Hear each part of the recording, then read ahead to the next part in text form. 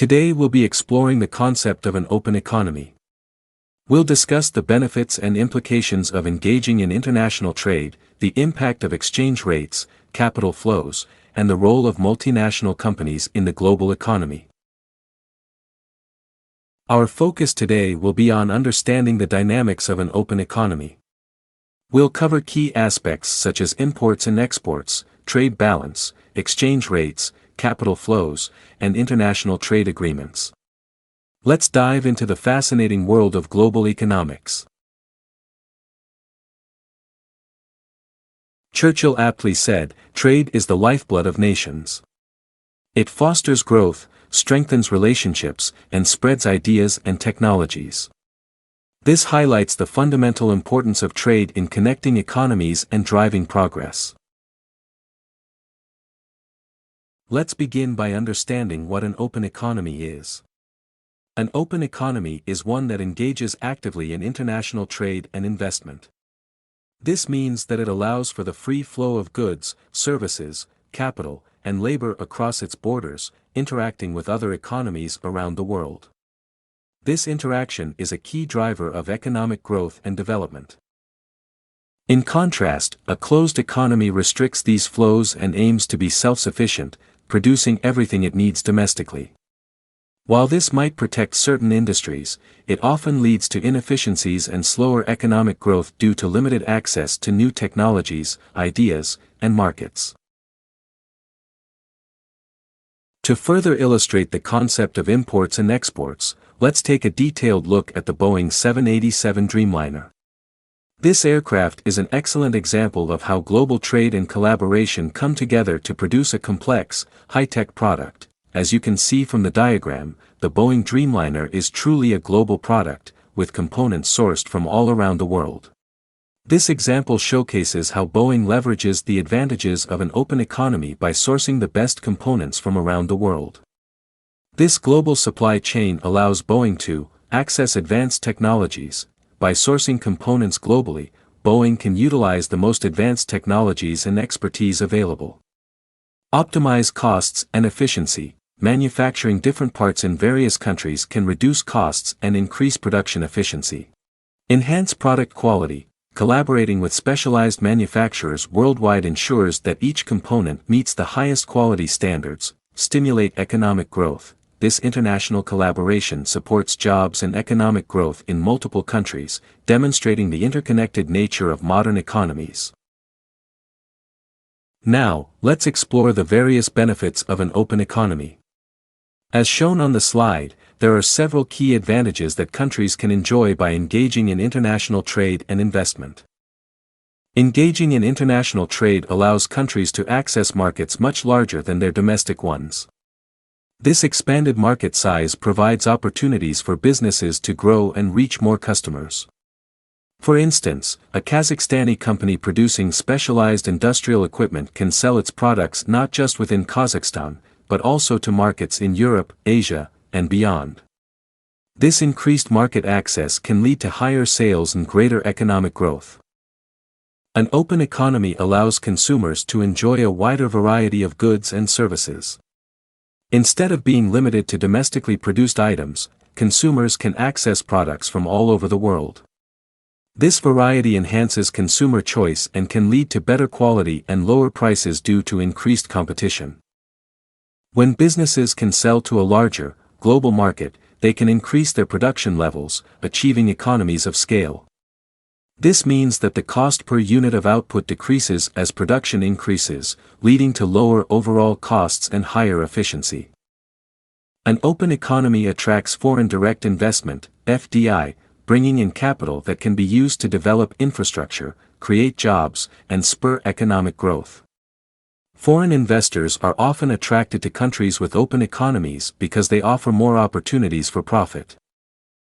International trade and investment facilitate the transfer of technology and knowledge across borders. Countries can benefit from advanced technologies and best practices developed elsewhere. This transfer can significantly boost productivity and innovation. For example, by importing advanced machinery from Germany, Kazakhstani manufacturers can enhance their production capabilities and improve product quality. These benefits collectively contribute to the overall economic well-being and development of a country. By participating in the global market, countries can leverage these advantages to enhance their economic growth, improve living standards, and foster innovation. In summary, an open economy offers access to larger markets, a greater variety of goods and services, economies of scale, increased investment, and technology and knowledge transfer. These elements are essential for driving economic progress and improving the quality of life for citizens.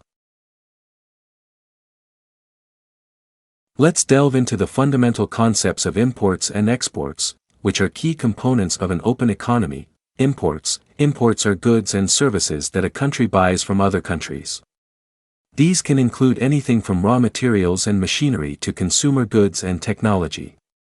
By importing these items, a country can access resources and products that are either not available domestically or can be obtained more efficiently and cost-effectively from abroad. For instance, Kazakhstan imports machinery and equipment essential for its industrial sectors. These imports allow Kazakhstan to benefit from advanced technology and equipment that may not be produced domestically. This access to sophisticated machinery can significantly enhance the productivity and efficiency of Kazakhstani industries. On the other hand, exports are goods and services that a country sells to other countries. Exporting allows countries to sell their surplus production, generate foreign exchange, and create jobs. For example, Kazakhstan exports oil and gas, which are abundant resources in the country. These exports are critical for Kazakhstan's economy as they bring in foreign currency and support a significant portion of its GDP. Example: consider the following example to illustrate the concept of imports. Kazakhstan imports machinery and equipment, which are essential for its industrial sectors. By importing these goods, Kazakhstan can access advanced technology and equipment that may not be produced domestically. This not only helps improve the efficiency and productivity of its industries but also enables Kazakhstan to stay competitive in the global market. Similarly, let's look at exports. When Kazakhstan exports oil and gas, it leverages its natural resources to earn foreign currency. This export activity supports domestic economic growth by generating revenue, creating jobs, and funding various development projects within the country. Next, let's discuss the concept of trade balance, which is a critical measure of a country's economic transactions with the rest of the world. Trade balance: the trade balance is the difference between the value of a country's exports and imports. It provides insight into the economic relationships a country has with other nations and is an essential indicator of economic health. Trade surplus: a trade surplus occurs when a country exports more than it imports. This leads to a positive trade balance. A trade surplus indicates that a country is selling more goods and services to other countries than it is buying from them. This influx of foreign currency can be used to strengthen the country's economy. For example, if Kazakhstan exports $100 million worth of oil and imports $80 million worth of machinery, it has a trade surplus of $20 million. This surplus can boost Kazakhstan's economy by increasing foreign reserves, supporting domestic production, and creating jobs. Trade deficit: conversely, a trade deficit occurs when a country imports more than it exports, resulting in a negative trade balance. A trade deficit means that a country is spending more on foreign goods and services than it is earning from its exports. While this might indicate strong consumer demand and economic growth, it can also lead to debt and reliance on foreign capital. For instance, if Kazakhstan imports $120 million worth of consumer electronics and only exports $100 million worth of oil, it faces a trade deficit of $20 million. This deficit needs to be financed by borrowing or by using foreign exchange reserves, which could impact economic stability in the long term. The trade balance has several implications for an economy. Economic growth: a trade surplus can stimulate economic growth by driving domestic production. Conversely, a trade deficit might spur growth if it results from importing capital goods that enhance productivity. Currency value: a trade surplus typically leads to an appreciation of the domestic currency, as foreign buyers need to purchase the exporting country's currency to pay for its goods and services. On the other hand, a trade deficit can lead to currency depreciation. employment. Trade surpluses often lead to job creation in export-oriented industries, while trade deficits might result in job losses in industries unable to compete with imported goods. Government revenue and fiscal policy. Trade surpluses can increase government revenue through higher taxes on profitable export industries, whereas trade deficits might require adjustments in fiscal policy to address economic imbalances. Economic vulnerability. Significant trade imbalances can make economies vulnerable to external shocks, such as changes in global demand or currency fluctuations. In summary, the trade balance is a crucial economic indicator that reflects the health of a country's international trade relationships. A positive trade balance or trade surplus indicates economic strength and stability, while a negative trade balance or trade deficit highlights areas where a country might need to focus on improving its competitiveness and economic policies. To better understand the concept of trade balance, let's consider a specific example involving Kazakhstan. This example will illustrate how the trade balance works in practice. Imagine Kazakhstan exports $100 million worth of goods and imports $80 million worth of goods. In this scenario, Kazakhstan has a trade surplus of $20 million. This means that Kazakhstan is exporting more than it is importing, leading to a positive trade balance. Conversely, if Kazakhstan imports $120 million worth of goods and exports only $100 million worth of goods, it would have a trade deficit of $20 million. This indicates that Kazakhstan is importing more than it is exporting, resulting in a negative trade balance. Let's take a closer look at the trade balance of Kazakhstan to understand how its international trade activities are shaping its economy. The data presented on the slide provides a snapshot of Kazakhstan's trade performance for the first quarter of 2024. Goods turnover. The total goods turnover for Kazakhstan from January to March 2024 is $31,195.4 million. This figure represents the combined value of imports and exports during this period. Kazakhstan exported goods worth $18,486.9 million. Kazakhstan imported goods worth $12,708.6 million. This results in a trade surplus of $5,778.3 million for the first quarter of 2024. A trade surplus occurs when the value of exports exceeds the value of imports, indicating that Kazakhstan is selling more to other countries than it is buying from them. The trade surplus of $5,778.3 million is a positive indicator for Kazakhstan's economy, suggesting that it is successfully leveraging its resources to generate revenue through exports. Understanding the trade balance is crucial because it has several significant implications for a country's economy. Let's explore these implications in detail. Economic growth. A trade surplus can boost economic growth by increasing domestic production. When a country exports more than it imports, it indicates strong international demand for its goods and services, leading to increased production and economic expansion. Conversely, a trade deficit can also stimulate economic growth if it results from importing capital goods that enhance productivity and future output. For example, importing advanced machinery can lead to higher productivity and long-term economic benefits. Currency value. The trade balance directly affects the value of a country's currency. A trade surplus typically leads to an appreciation of the domestic currency. This happens because foreign buyers need to purchase the exporting country's currency to pay for its goods and services, increasing demand for the currency. On the other hand, a trade deficit can lead to currency depreciation, as more of the domestic currency is exchanged for foreign currencies to pay for imports. Employment. A trade surplus often leads to job creation in export-oriented industries. Increased production to meet international demand requires more labor, thus generating employment opportunities. For instance, in Kazakhstan, a thriving export sector in oil and gas creates numerous jobs in exploration, extraction, and refining processes. Government revenue and fiscal policy. Trade surpluses can increase government revenue through higher taxes on profitable export industries. This additional revenue can be used to fund public services and infrastructure projects.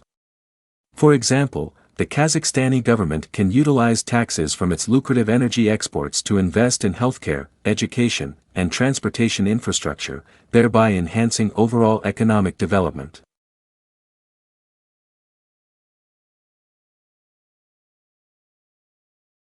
Let's now discuss exchange rates, which play a critical role in international trade and finance. Understanding exchange rates is essential for grasping how currencies interact in the global market. The exchange rate is the price of one country's currency in terms of another currency. It determines how much of one currency can be exchanged for another. Exchange rates are crucial because they affect the cost of imports and exports, influence foreign investment, and impact the overall economic stability of a country. To illustrate this concept, consider the exchange rate between the US dollar, USD, and the Kazakhstani tenge, KZT.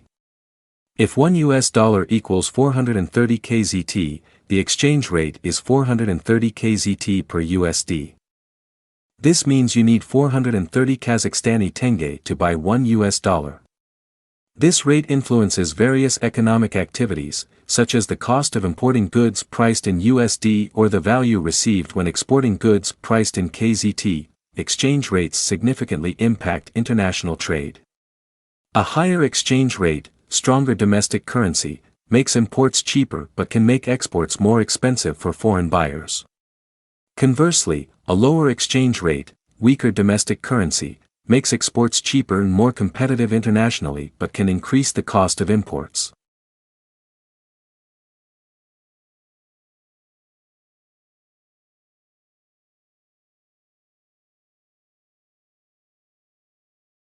Let's explore the different types of exchange rate systems, starting with the floating exchange rate. In a floating exchange rate system, the value of a currency is determined by market forces of supply and demand relative to other currencies.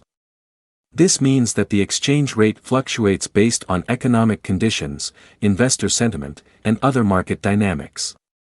The government does not intervene to fix the currency's value. For example, if the demand for a country's goods and services increases, the value of its currency might appreciate as foreign buyers need more of that currency to make purchases. Conversely, if there is a decrease in demand, the currency might depreciate. Advantages. Automatic adjustment. Exchange rates adjust automatically to economic conditions, helping to correct trade imbalances. Monetary policy independence. Governments can focus on domestic economic policies without needing to maintain a fixed exchange rate. Disadvantages. Volatility. Exchange rates can be highly volatile, leading to uncertainty for businesses and investors. Speculation. Currencies can be subject to speculative attacks, leading to destabilizing capital flows. In summary, a floating exchange rate system provides flexibility and aligns currency values with economic fundamentals but can introduce volatility and uncertainty.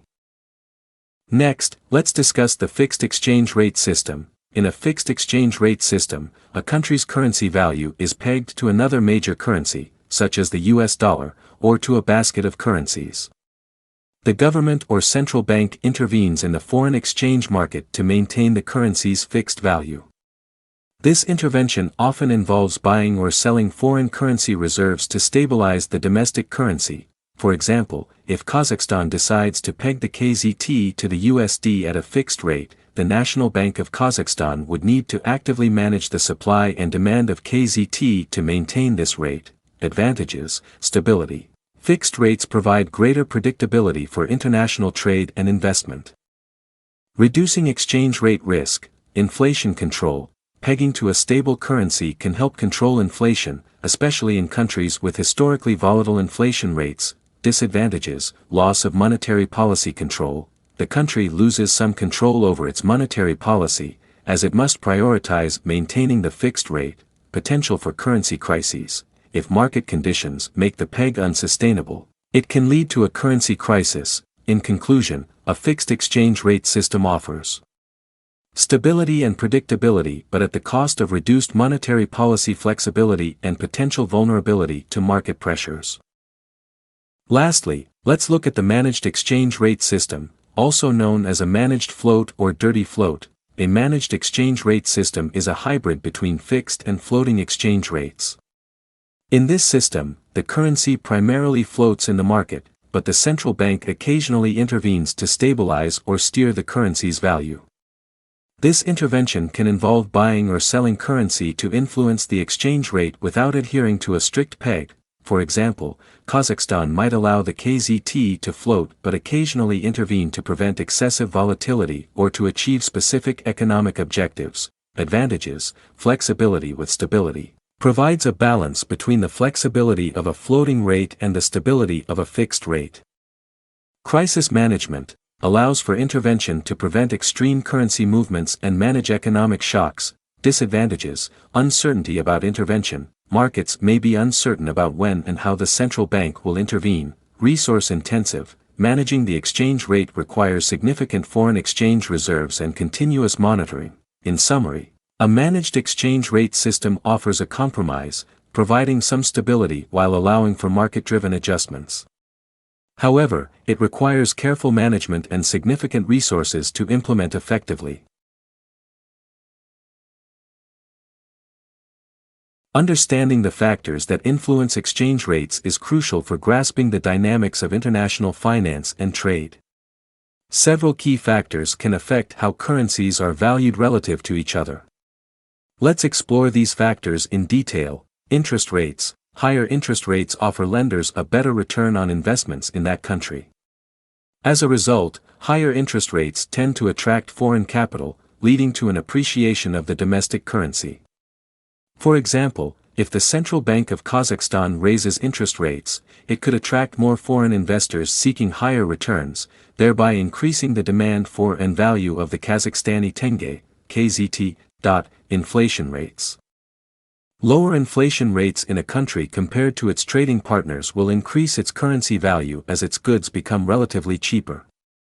Lower inflation enhances the purchasing power of the currency and makes exports more competitive. Conversely, high inflation erodes the currency's value. For instance, if Kazakhstan maintains lower inflation than its trading partners, the KZT might appreciate as foreign demand for cheaper Kazakhstani goods increases. Economic indicators. Strong economic performance, reflected in indicators like GDP growth, employment rates, and trade balances, can strengthen a country's currency. Positive economic indicators signal a robust economy, attracting foreign investment and increasing demand for the currency. For example, strong GDP growth and low unemployment in Kazakhstan would likely bolster the value of the KZT. Political stability. Political stability and sound governance attract foreign investment, bolstering the currency's value. Countries with stable political environments are perceived as less risky, encouraging investment. Conversely, political instability can lead to capital flight and currency depreciation. For instance, if Kazakhstan maintains a stable political climate, it can attract more foreign investment, supporting the KZT's value. Market speculation, expectations about future economic performance, political events, or monetary policy can lead to speculative trading, influencing exchange rates. If investors anticipate that a country's currency will strengthen, they may buy more of that currency, driving up its value. Conversely, negative speculation can lead to a sell-off and depreciation of the currency. For example, if investors speculate that Kazakhstan will experience economic growth, they might buy KZT in anticipation of its appreciation. In conclusion, several factors influence exchange rates, including interest rates, inflation rates, economic indicators, political stability, and market speculation. Understanding these factors helps explain why exchange rates fluctuate and provides insight into the broader economic context that drives these changes.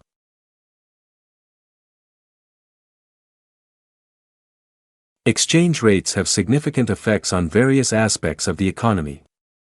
Let's discuss how changes in exchange rates can impact trade balance, inflation, foreign investment, and debt repayment. Trade balance. A weaker domestic currency makes exports cheaper and more competitive in global markets. When the value of a country's currency depreciates, its goods and services become less expensive for foreign buyers. This can lead to an increase in exports, improving the trade balance. Conversely, a stronger domestic currency can make exports more expensive and imports cheaper, potentially leading to a trade deficit, for example, if the Kazakhstani tenge depreciates against the US dollar. Kazakhstani products become more affordable for buyers in the United States, potentially boosting Kazakhstan's exports and improving its trade balance. Inflation: a depreciating currency can increase the cost of imported goods, leading to higher inflation. When the domestic currency loses value, imports become more expensive. This increase in the price of imported goods can contribute to overall inflation, raising the cost of living and doing business. For instance, if Kazakhstan experiences a depreciation of the tenge, the cost of importing machinery, electronics, and other essential goods would rise, contributing to inflationary pressures within the country. Foreign investment. A stable and strong currency can attract foreign investors looking for predictable returns. Investors prefer environments where the currency is stable and unlikely to depreciate significantly, as this ensures that their investments retain value. For example, if the tenge remains stable and strong, Kazakhstan might attract more foreign direct investment, FDI, as investors seek to benefit from the stable economic environment and potential returns. Debt and repayment: a depreciating domestic currency increases the cost of servicing foreign debt. When a country has debt denominated in foreign currencies, a weaker domestic currency means that more of the local currency is needed to meet debt obligations, increasing the financial burden. For example, if Kazakhstan has significant debt in US dollars and the tenge depreciates, the country will need more tenge to repay its USD-denominated debt, increasing the cost of debt servicing. Summary. In summary, exchange rates influence trade balance, inflation, foreign investment, and debt repayment. A weaker currency can boost exports but may lead to higher inflation and increased debt servicing costs. Conversely, a stronger currency can attract investment but might harm export competitiveness. Understanding these impacts helps policymakers and businesses make informed decisions to manage economic stability and growth. Exchange rate fluctuations can pose significant risks for businesses and economies. To manage these risks, various strategies can be employed. Let's explore three primary methods: hedging, central bank interventions, and diversification. Hedging. Hedging involves using financial instruments such as futures, options, and swaps to protect against adverse exchange rate movements. By locking in exchange rates for future transactions, businesses can mitigate the risk of currency fluctuations impacting their costs or revenues. For example, a Kazakhstani exporter expecting payment in US dollars can use a futures contract to lock in the current exchange rate, ensuring that future payments are not negatively affected by a depreciation of the US dollar against the tenge. Central bank interventions. Central banks may intervene in the foreign exchange market to stabilize the currency. This can involve buying or selling foreign currency reserves to influence the exchange rate. Such interventions can help smooth out excessive volatility and provide a more stable economic environment. For instance, the National Bank of Kazakhstan might buy tenge and sell foreign currencies if the tenge is depreciating rapidly, aiming to support its value and prevent economic instability. Diversification. Diversifying trade partners and investment sources can reduce dependency on a single currency, mitigating exchange rate risks. By spreading economic activities across multiple currencies and markets, businesses and economies can lower the impact of adverse currency movements in any single market. For example, if Kazakhstan diversifies its export markets beyond just a few countries, it reduces the risk of currency fluctuations in any one of those markets, significantly impacting its overall export revenue.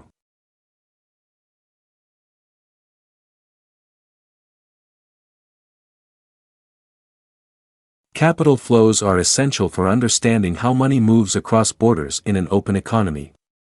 These flows refer to the movement of money for the purpose of investment, trade, or business production. Let's delve into the various aspects and types of capital flows. Capital flows involve the transfer of money across borders, primarily for investment and trade purposes. These flows can be categorized into three main types: foreign direct investment, FDI, portfolio investment, and other investments. Capital flows are essential for understanding how money moves across borders in an open economy. These flows refer to the movement of money for the purpose of investment, trade, or business production. Let's delve into the various aspects and types of capital flows. Capital flows involve the transfer of money across borders, primarily for investment and trade purposes. These flows can be categorized into three main types: foreign direct investment, FDI, portfolio investment, and other investments. Portfolio investment involves the investment in financial assets such as stocks, bonds, and other securities in another country. Unlike FDI, portfolio investments do not provide the investor with control over the operations of the entity. For instance, purchasing shares of a Kazakhstani company on the stock market by a foreign investor is considered portfolio investment. Other investments include loans, trade credits, and other forms of investment that do not fall under FDI or portfolio investment. These can include bank loans, trade finance, and deposits. For example, a foreign bank providing a loan to a Kazakhstani company for business expansion falls under this category.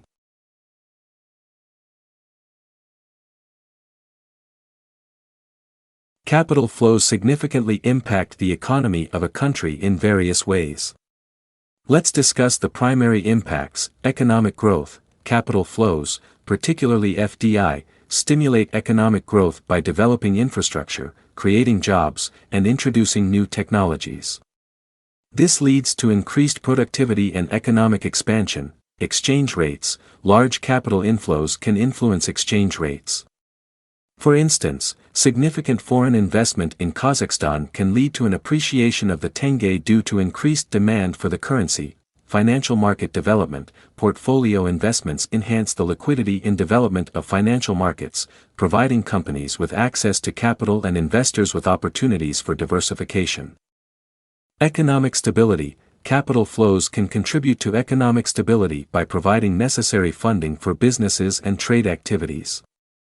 However, sudden reversals or outflows can also pose risks, leading to financial instability. In summary, capital flows are crucial for economic development, influencing various aspects such as growth, exchange rates, and financial market development. Understanding these flows helps policymakers create strategies to attract beneficial investments and manage potential risks. International trade agreements play a crucial role in facilitating trade between countries by reducing or eliminating trade barriers. These agreements can significantly impact economic growth and development. Let's discuss the key benefits of international trade agreements. Increased trade and economic growth. Trade agreements open up new markets for goods and services, leading to increased trade volumes.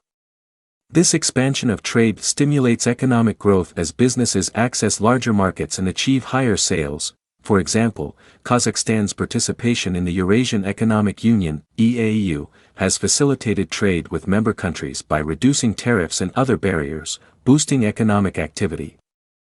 Diversification of markets. By entering into trade agreements, countries can diversify their markets, reducing dependency on a single or a few trading partners. This diversification helps mitigate risks associated with economic downturns in specific regions. For instance, a trade agreement between Kazakhstan and the European Union allows Kazakhstani businesses to access a broad European market, reducing reliance on regional markets. Enhanced competitiveness. Trade agreements encourage competition by exposing domestic industries to international markets. This competition can lead to increased efficiency, innovation, and better quality products and services. For example, trade agreements can motivate Kazakhstani firms to improve their production processes and product quality to compete effectively in global markets. Access to cheaper inputs and technologies. Trade agreements can lower the cost of imported inputs and technologies, making production more cost-effective. Access to advanced technologies and cheaper inputs can enhance productivity and economic growth. For instance, Kazakhstan can import advanced machinery and equipment at lower costs due to trade agreements, boosting its industrial sector. Job creation and higher wages. Increased trade and economic activity resulting from trade agreements can lead to job creation and higher wages. Export-oriented industries often experience growth, creating employment opportunities and driving up wages. For example, expanded trade opportunities in agriculture and energy sectors can create jobs and increase income levels in Kazakhstan. Improved standards and regulations. Trade agreements often include provisions for improving standards and regulations, promoting better business practices, environmental protection, and labor rights. For instance, trade agreements may require adherence to international environmental and labor standards, benefiting the overall quality of life in Kazakhstan. In summary, international trade agreements offer numerous benefits, including increased trade and economic growth, market diversification, enhanced competitiveness, access to cheaper inputs and technologies, job creation, and improved standards and regulations. While international trade agreements bring many benefits, they also present several challenges and criticisms. It's important to understand these to ensure balanced and sustainable economic policies. Let's explore some of the key challenges and criticisms. Trade deficits. Trade agreements can sometimes lead to trade deficits if a country imports more than it exports. Persistent trade deficits can impact economic stability and increase foreign debt. For example, if Kazakhstan imports significantly more goods from its trade partners than it exports, it may face a trade deficit, affecting its economic balance. Impact on domestic industries. Exposure to international competition can negatively impact domestic industries that are not competitive. These industries may suffer from reduced market share and profitability, leading to job losses and economic downturns. For instance, local Kazakhstani businesses might struggle to compete with more efficient or lower-cost producers from other countries, impacting their viability, sovereignty, and regulatory concerns. Trade agreements often require countries to align their regulations and standards with international norms, which can be perceived as a loss of sovereignty. These concerns arise when countries feel pressure to adopt policies that may not align with their domestic priorities. For example, Kazakhstan may need to adjust its regulatory frameworks to meet the requirements of trade agreements, which could conflict with national interests. Environmental and labor issues. Trade agreements can lead to environmental degradation and labor exploitation if not properly managed. Industries may relocate to countries with lax environmental and labor regulations to reduce costs, leading to negative social and environmental impacts. For instance, increased industrial activity without adequate environmental safeguards can harm Kazakhstan's natural resources and labor conditions. Income inequality. While trade agreements can boost overall economic growth, the benefits may not be evenly distributed, leading to increased income inequality. Certain sectors or regions may benefit more than others, exacerbating economic disparities. For example, urban areas engaged in export-oriented industries might experience more growth compared to rural areas, leading to regional income disparities in Kazakhstan. In conclusion, while international trade agreements offer significant benefits, they also present challenges such as trade deficits, impacts on domestic industries, sovereignty concerns, environmental and labor issues, and income inequality. Addressing these challenges requires careful policy design and implementation to ensure that trade agreements contribute to sustainable and inclusive economic growth. International trade is an exchange involving a good or service conducted between at least two different countries. These exchanges can be categorized into imports and exports. International trade is a crucial component of the global economy. It allows countries to specialize in the production of goods and services they can produce most efficiently while accessing a wider variety of products from other countries. This specialization and exchange increase overall economic efficiency and consumer welfare.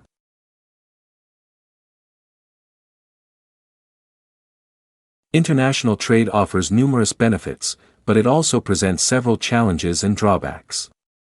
Let's explore both the pros and cons of international trade to get a balanced understanding of its impact.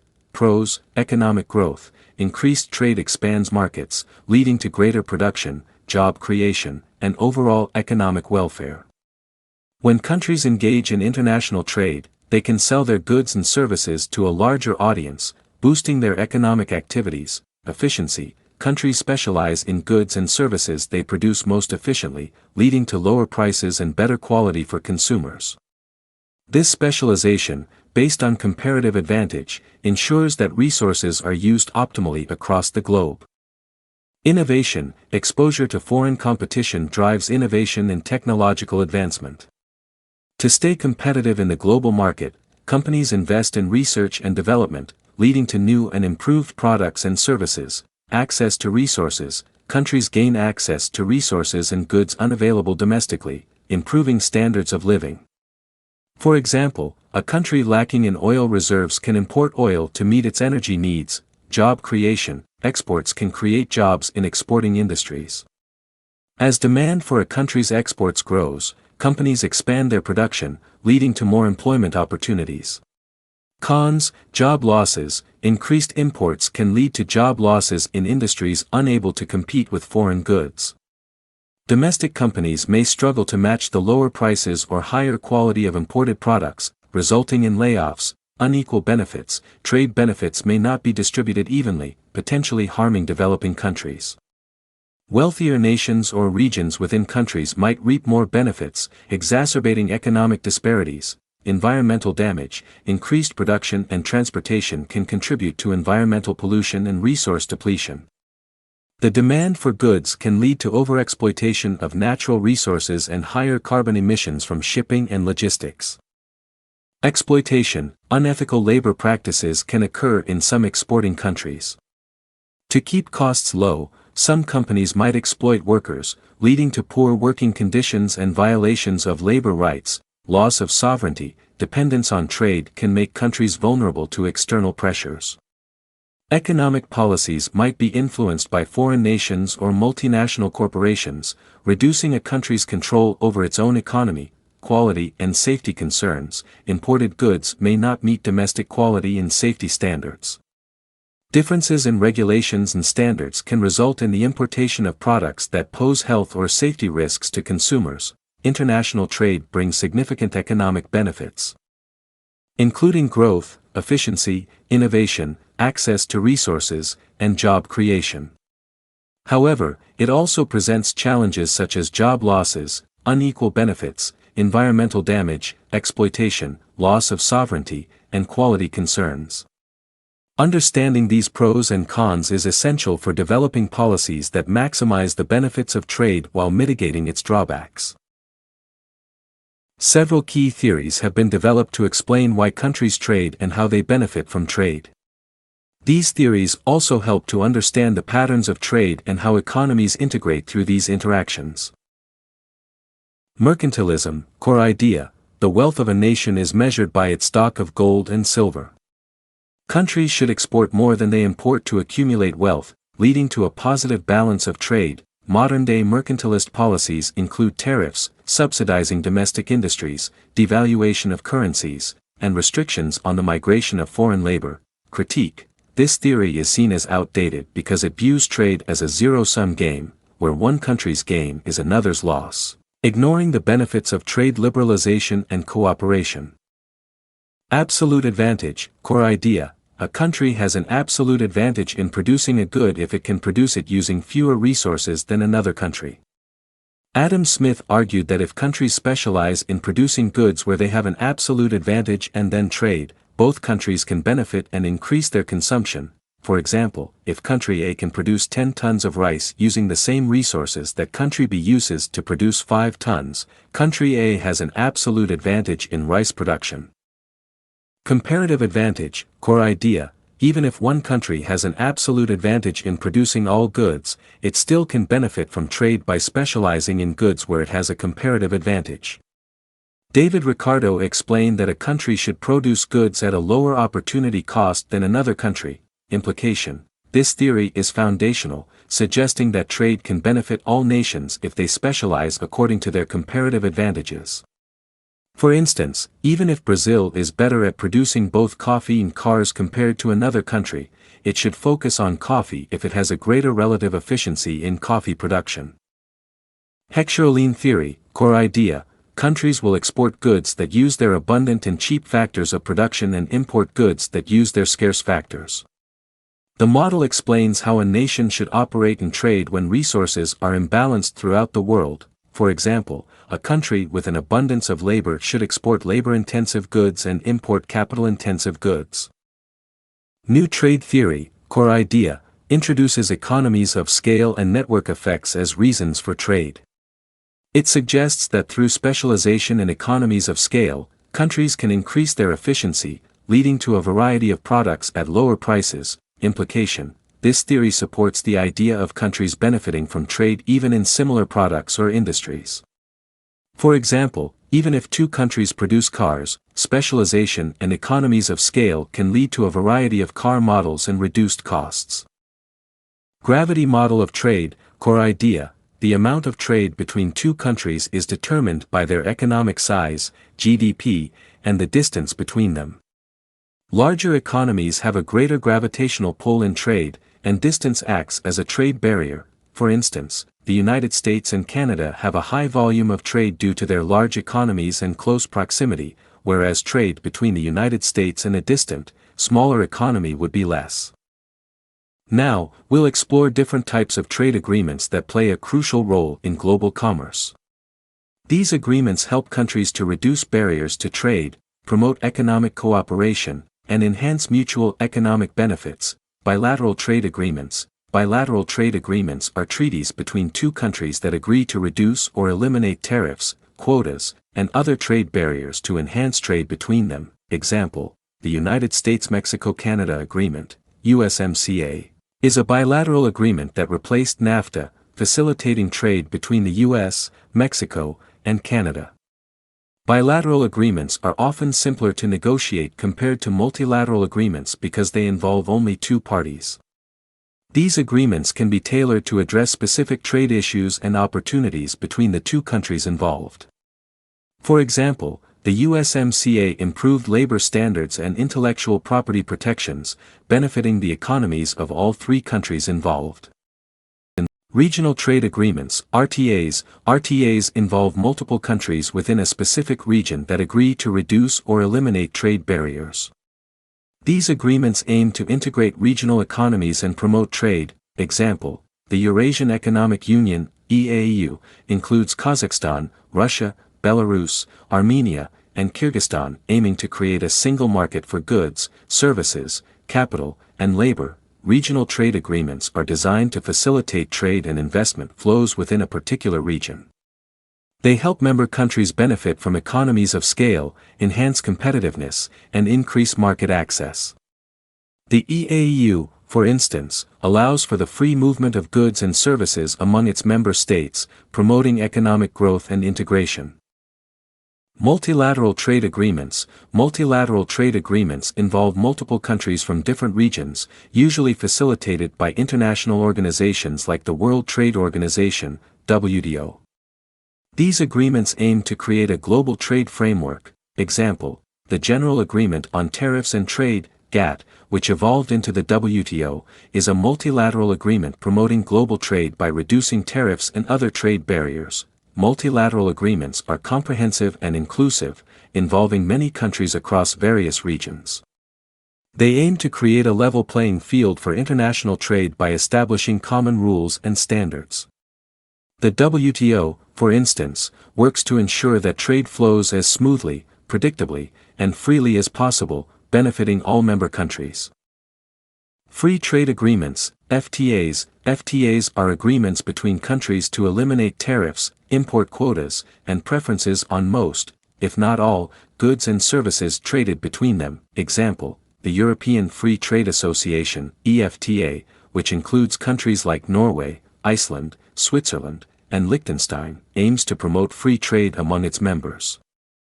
Free trade agreements focus on eliminating barriers to trade, allowing countries to trade goods and services with minimal restrictions. By doing so, they enhance economic efficiency and consumer choice. The EFTA, for example, promotes free trade and economic integration among its member states, fostering economic growth and cooperation. Customs unions. Customs unions are agreements where member countries agree to eliminate tariffs and adopt a common external tariff on imports from non-member countries. Example: the Southern African Customs Union, SACU, includes countries like South Africa, Botswana, Lesotho, Namibia, and Eswatini, which have a common external tariff. Customs unions take integration a step further by not only eliminating internal tariffs but also adopting a common external tariff. This means that all member countries apply the same tariff rates to goods imported from non-member countries. SACU, for instance, helps its members protect their industries while promoting regional trade. Common markets go beyond customs unions by allowing the free movement of goods, services, capital, and labor among member countries. Example, the European Union (EU) is a common market that facilitates free trade and movement among its member states. Common markets aim for deeper economic integration by not only eliminating trade barriers but also allowing the free movement of production factors. The EU is a prime example, enabling the free flow of goods, services, capital, and people across its member states. This integration boosts economic efficiency, increases market opportunities, and enhances overall economic growth. A multinational corporation, or MNC, is a company that has business operations in at least one country other than its home country. According to some definitions, an MNC also generates at least 25% of its revenue outside of its home country. These corporations play a significant role in the global economy by spreading their operations across various nations. Now, let's look at the key characteristics that define MNCs. Global presence. MNCs operate in several countries, maintaining a significant footprint worldwide. This is not just through sales but also via production facilities, research and development centers, and distribution networks. For instance, McDonald's has restaurants in over 100 countries, while Toyota has manufacturing plants in various regions around the world. Centralized management. While they may operate globally, MNCs typically have centralized management headquartered in their home country, which coordinates and controls their operations worldwide. This helps in maintaining consistency in their global strategies and business practices. Financial power. MNCs often have substantial financial resources, allowing them to undertake large-scale investments, engage in extensive research and development activities, and weather economic downturns. Companies like Apple and Google invest billions in R&D annually to stay ahead of the competition. Diverse workforce. Employing individuals from various countries, MNCs benefit from a diverse pool of talents and perspectives, which can drive innovation and efficiency. For example, IBM employs a workforce that spans across different continents, enhancing its ability to understand and cater to various markets. Let's explore the impacts that MNCs have on the global economy and local markets. Economic integration. MNCs play a crucial role in integrating world economies, facilitating the flow of goods, services, capital, and technology across borders. This integration helps in building strong economic ties between countries and promotes globalization. Employment creation. They create jobs in the countries they operate in, often bringing in new technologies and skills that can enhance the workforce's capabilities. For example, when an MNC sets up a factory in a developing country, it not only creates jobs but also transfers knowledge and technology to the local workforce, influence on local businesses, while MNCs can provide competition to local companies. Pushing them to improve, they may also pose a threat to local businesses unable to compete on the same scale. This can lead to market dominance by the MNC and potentially harm smaller, local enterprises. Cultural exchange. Through their diverse workforce and global presence, MNCs contribute to cultural exchange and understanding, although this can also lead to concerns over cultural homogenization. For instance, the global spread of brands like Starbucks and Nike has brought elements of American culture to various parts of the world. Today, we've covered the essentials of an open economy, including trade, exchange rates, capital flows, and the role of MNCs. Understanding these concepts is crucial for grasping the complexities of the global economic landscape.